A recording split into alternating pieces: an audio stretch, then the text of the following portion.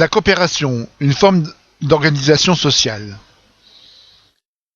Dans un système basé sur les coopérations, les différents acteurs travaillent dans un esprit d'intérêt général de tous les acteurs, nous dit Wikipédia. Peut-on trouver des règles simples qui facilitent la coopération collective? Cette réflexion est issue d'un travail collectif, un fruit d'un long travail et d'échanges des membres du groupe Intelligence Collective de la Fondation Internet Nouvelle Génération. 95 contributeurs ont apporté une brique à cet édifice collectif. Nous en remercions par avance. Je vais maintenant vous décrire ces 28 mots-clés qui sont rassemblés en deux pôles bien distincts, qui sont le comprendre et l'agir. Comprendre pour agir, agir pour comprendre. Nous souhaitons que vous illustriez ces 28 mots-clés par des exemples concrets qui peuvent se matérialiser par exemple par des enregistrements vidéo, des enregistrements audio ou des Google Docs.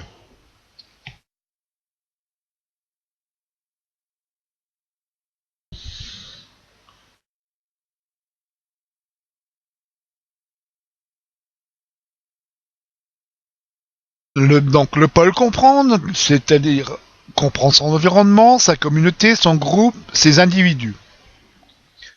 La première clé, qui est l'abondance, on est dans le domaine de l'abondance ou de la rareté, dans le domaine du prévisible ou l'imprévisible. On peut se retrouver dans la contrainte ou l'opportunité, dans le domaine de l'économie, de la planification, du choix posteriori. Deuxièmement, la clé, les contraintes. Ce sont les attentes de l'extérieur, les attentes du commanditaire, des autres groupes, de tout le monde en général. On peut subir des différences de rythme, être le dos au mur par exemple. La troisième clé qui est la légitimité. Un groupe peut être légitime, subir l'adversité ou la légitimité. Le groupe passe par 3 étapes. Le groupe est visible de l'extérieur, donc il est dans le domaine de l'enfance. Le groupe se construit contre l'extérieur, il est dans le domaine de l'adolescence. Le groupe et ses membres sont légitimes face à l'extérieur, donc à ce moment-là, le groupe est adulte. Quatrième clé, les échanges. Des échanges en quantité, en qualité, en diversité. La taille du groupe ou de la communauté. Plutôt que de compter sur les personnes. Donc on peut avoir des proactifs, des personnes qui se prennent en main, ce sont de domaine à 1 à 5%. Des réactifs, des personnes qui réagissent, domaine de 10 à 40%. Les observateurs, des personnes qui observent. Enfin les inactifs, les personnes qui ne font rien. Ne sont pas un groupe, donc les personnes de 1 à 2. Existence d'un groupe à partir de 3. Les déficits d'un passager clandestin, cela se voit. Chacun doit faire son travail souvent. On est dans le système de contrainte et non d'opportunité.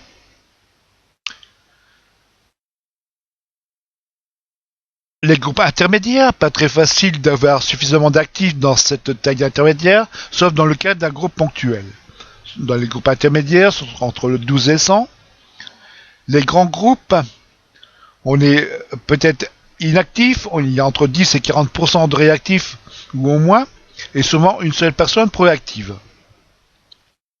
Les grands groupes, entre 100 et 1000, et ce qu'on appelle la foule intelligente, il y a suffisamment de personnes proactives, peut permettre une coordination du groupe par l'abondance de choix, 1000 et plus de personnes. Quand nous sommes maximum 12 personnes, la production collective se forme sous la forme de la contrainte, la gestion du groupe sous la forme de la contrainte. Quand nous sommes en grand groupe, la production collective se trouve sous la forme de l'opportunité, la gestion du groupe sous la forme de la contrainte. Quand nous sommes dans le domaine de la foule, la production collective se trouve sous la forme de l'opportunité, la gestion du groupe sous la forme de l'opportunité.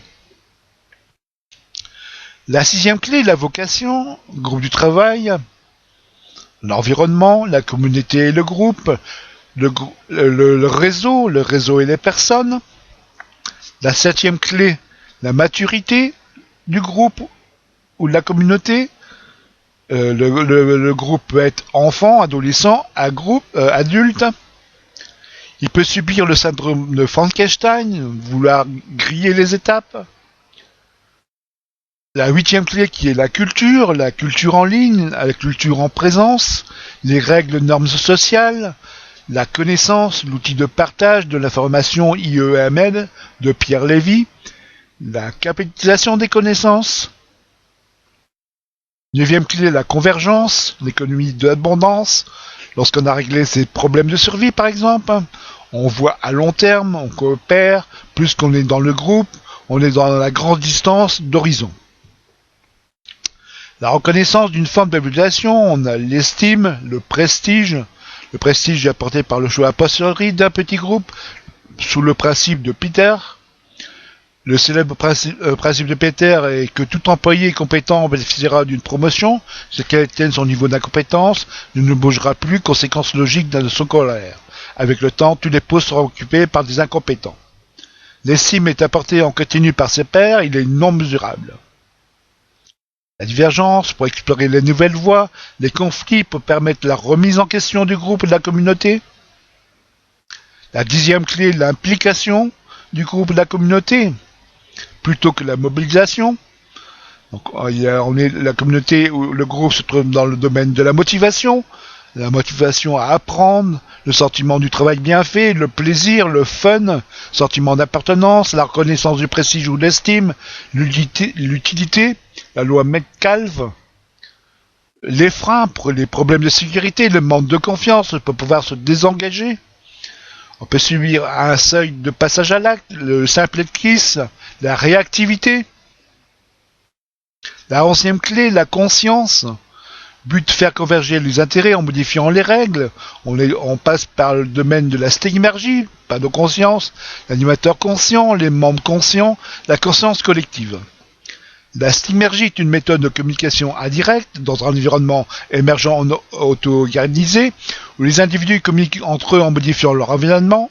La stigmergie a d'abord été observée dans la nature, les fourmis communiquent en déposant des phéromones derrière elles. Pour d'autres fourmis puissent la suivre, la piste jusqu'à la nourriture ou la colonie suivant les besoins. Ce qui constitue un système stigmergique, des phénomènes similaires sont visibles parmi les espèces eusociales, comme les termites qui utilisent les phéromones pour construire de grandes et complexes structures de terre à l'aide d'une simple règle décentralisée. Chaque termite ramasse un peu de boue autour de lui en y comparant des phéromones et la dépose par terre. Comme les termites sont attirés par l'odeur, ils déposent plus souvent leur paquet, là où d'autres ont déposé, ce qui forme des piliers d'arches, des tunnels, des chambres. 12e clé, la coordination. On doit définir les objectifs, être la mémoire, la faire converger, faciliter l'implication, assumer les tâches critiques, identifier les tâches restantes, faire des choix, vérifier les réponses aux besoins, montrer au groupe ses actions, montrer le groupe à l'extérieur. Là, on doit donc répartir les rôles en fonction de la maturité du groupe, utiliser des outils de coordination, des outils de visualisation, répartir les rôles sans prise en compte de la maturité du groupe, utiliser des outils de coordination pour se désimpliquer. Enfin, les 4 freins. Dans le conflit, le groupe et la communauté peuvent subir des conflits d'intérêts, des non-dits, par exemple être le sauveur, le bourreau, la victime. On peut utiliser la gestion des conflits, l'art de la guerre, le rapport de force de Sun Tzu, le prince Machiavel. Deuxièmement, on peut avoir l'arbitrage, nécessité d'être en dehors des intérêts, la convergence d'intérêts, la stratégie gagnant-gagnant. Deuxièmement, la désimplication du groupe de la communauté, le système EPM. Avoir donc un seuil de désimplication, le niveau d'attention du groupe. Nous sommes très sollicités.